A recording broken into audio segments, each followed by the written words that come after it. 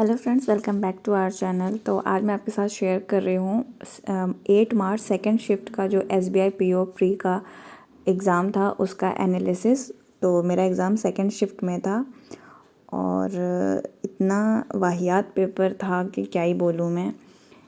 आज तक का जो PO लेवल का है, जैसे SBI PO ने दिखा दिया कि हाँ SBI PO का पेपर है, और सबसे ज़्यादा तो क्वांट्स में तो मतलब क्या ही बोलूँ मैं, एकदम बैंड बज गई थी।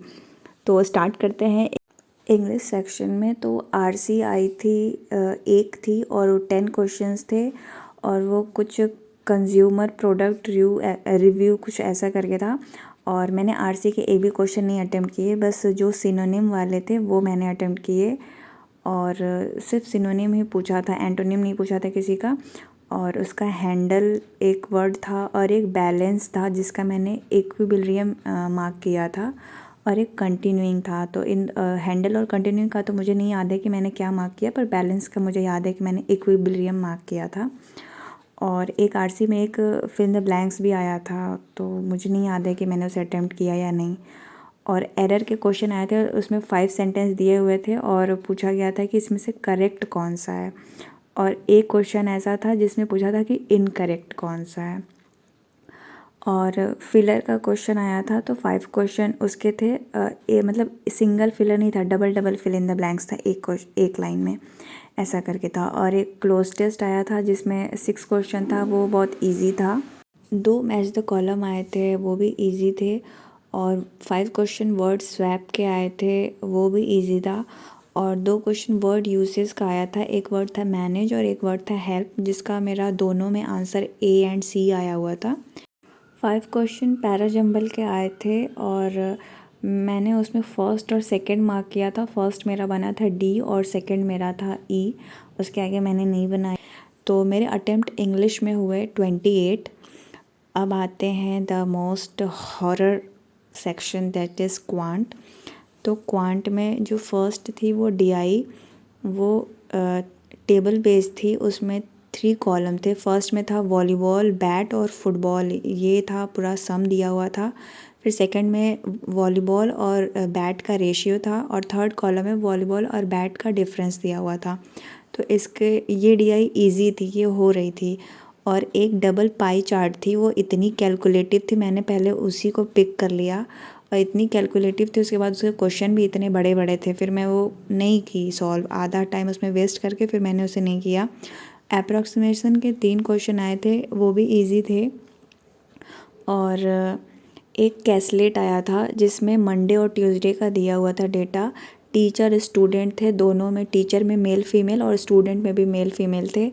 ये बन तो रही थी, पर मुझे लास्ट में नहीं समझ आया, मैंने पूरा बना के फिर नहीं बन पाया। मेल का दो, जो टीचर या स्टूडेंट वाला था उसका मेल मेरा नहीं बन पाया, तो इस वजह से मैं ये भी नहीं अटेम्प्ट कर पाई। और बाकी बचे हुए अर्थमेटिक थे, तो मैंने आउट ऑफ 20 मिनट में मैं सिर्फ 7 क्वेश्चन ही अटेम्प्ट कर पाई क्वांट में। आई नो ये बहुत कम है, और मेरा क्वांट वैसे भी वीक है, और आज का जो क्वांट का लेवल था तो देख के और भी एकदम दिमाग डिस्टर्ब हो गया मेरा। 7 क्वेश्चन ही अटेम्प्ट हुए मेरे। और उसके बाद फिर आता है रीजनिंग, जिससे सोचे कि कुछ अच्छा कर लें इसमें, पर इसमें भी कुछ ऐसा हुआ नहीं। रीजनिंग में भी मेरे 20 अटेम्प्ट हो पाए सिर्फ। रीजनिंग में भी 3 इनइक्वालिटी आई थी, और एक फॉरवर्ड बैकवर्ड का था क्वेश्चन, और एक मीनिंगफुल वर्ड का था। तो मीनिंगफुल वाला वर्ड जो था वो सबसे लास्ट क्वेश्चन था, और जर्म बन रहा था उसमें, GERM उसमें सेकंड वर्ड पूछा था, पर मैं उसे मार्क नहीं कर पाई। जब तक मार्क करने गए तब तक वो सबमिट हो गया। और बाकी जितने भी क्वेश्चन थे सब पज़ल और सिटिंग के ही थे। तो सिटिंग का एक जो था वो लीनियर था, उसमें 9% बने हुए थे, वो एक बार में बन गया। और एक था जो 14% थे, 7 मतलब साउथ 7 नॉर्थ डबल पैरेलल रो था।